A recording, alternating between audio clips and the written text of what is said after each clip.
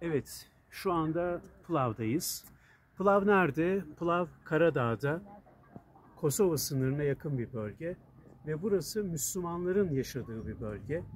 Ve burada bu insanlar bu çetin coğrafyada kendi kültürlerini, kendi geleneklerini ve göreneklerini korumuşlar.